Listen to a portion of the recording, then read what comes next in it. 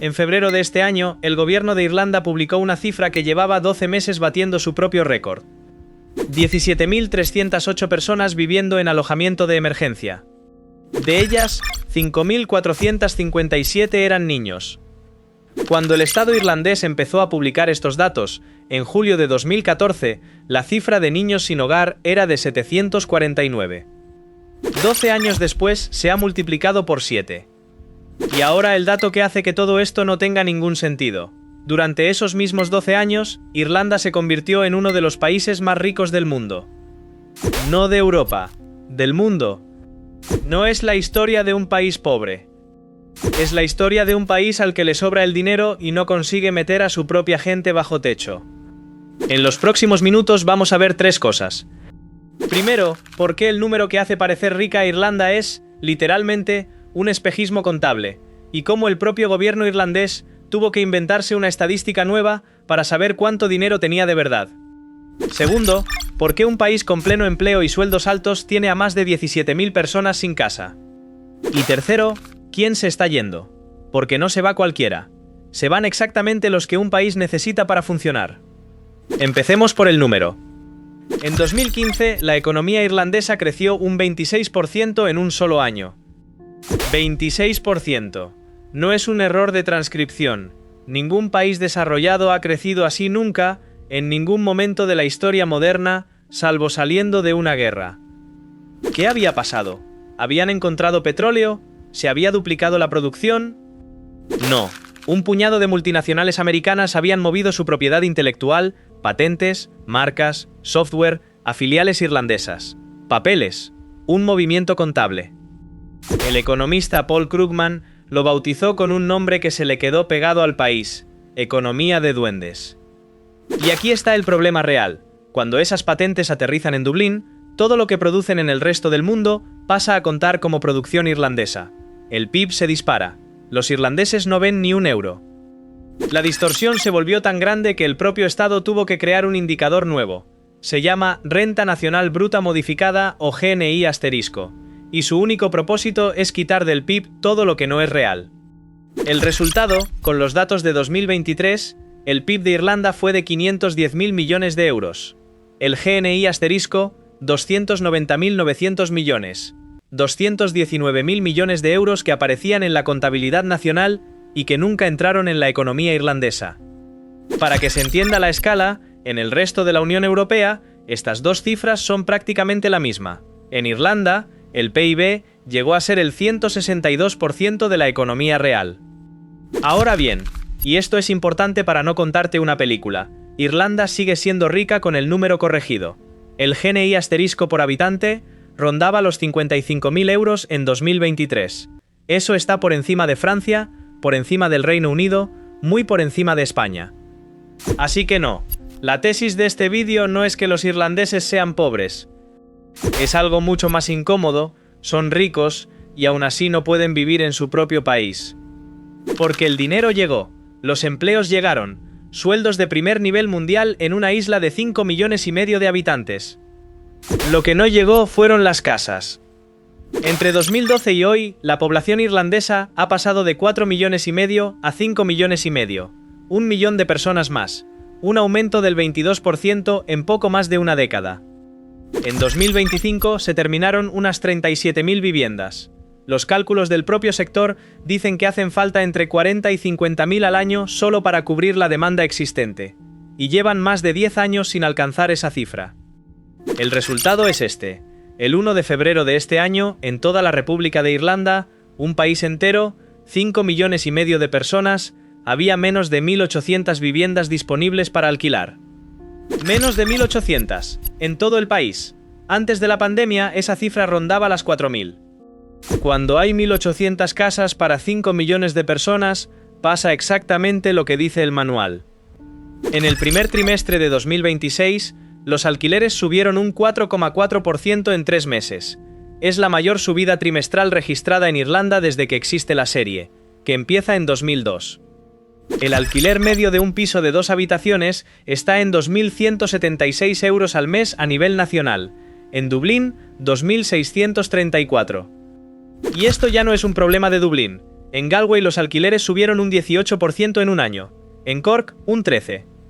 Y si no puedes pagar un piso, una habitación. Una habitación en una casa compartida, precio medio nacional, 806 euros al mes. Los alquileres irlandeses están hoy un 40% por encima de los niveles previos a la pandemia y cerca de un 80% por encima de los de hace 10 años. En marzo de este año entraron en vigor unas normas nuevas de alquiler. Entre otras cosas, permiten al propietario reajustar el alquiler al precio de mercado cuando termina un contrato.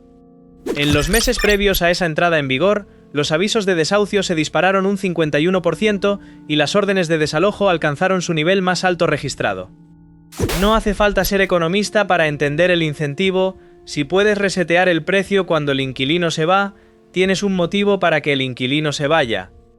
Volvamos a la cifra del principio, porque hay una letra pequeña que casi nadie menciona.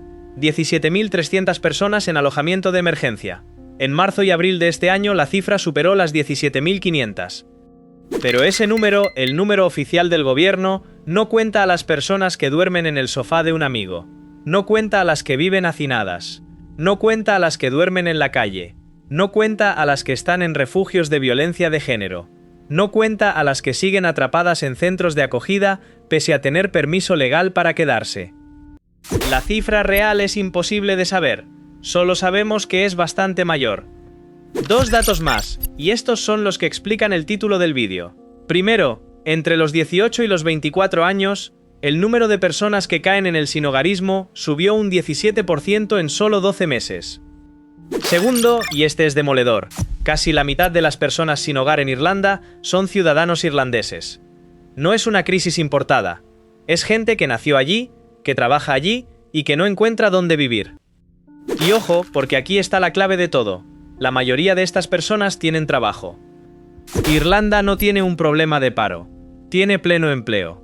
Lo que tiene es una economía donde puedes ser enfermera, profesor o ingeniero, cobrar un buen sueldo y aún así no poder alquilar un sitio donde dormir. Entonces, ¿qué hace una generación entera cuando el país donde nació le ofrece un buen sueldo pero ninguna casa? ¡Se va! En el año hasta abril de 2025, 35.000 ciudadanos irlandeses emigraron. Volvieron 31.500. Tercer año consecutivo en el que se van más de los que vuelven. ¿Y a dónde van?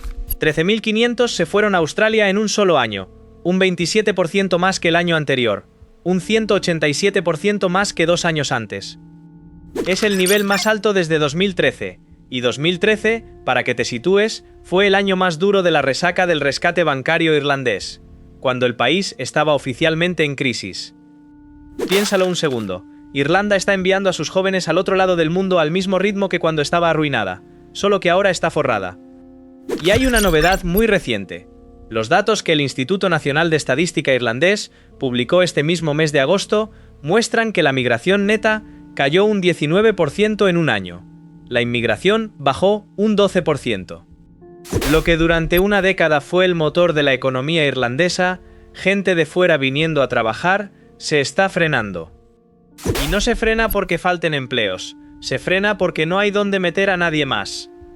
La pregunta obvia es, si hay dinero, si hay demanda, si hay empleo, ¿por qué nadie construye? 3 razones, y ninguna se arregla con un decreto. La primera, el suelo. Los permisos urbanísticos en Irlanda son lentos y las objeciones vecinales son sistemáticas. El mismo político que sube al Parlamento a denunciar la emergencia de vivienda vuelve a su circunscripción a oponerse al bloque de pisos que quieren levantar en su barrio. La segunda, la capacidad.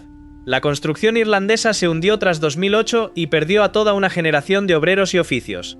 Muchos de ellos, por cierto, emigraron. Reconstruir ese sector lleva 15 años, no 2 legislaturas. La tercera, y la más incómoda, la estructura misma de la economía irlandesa juega en contra.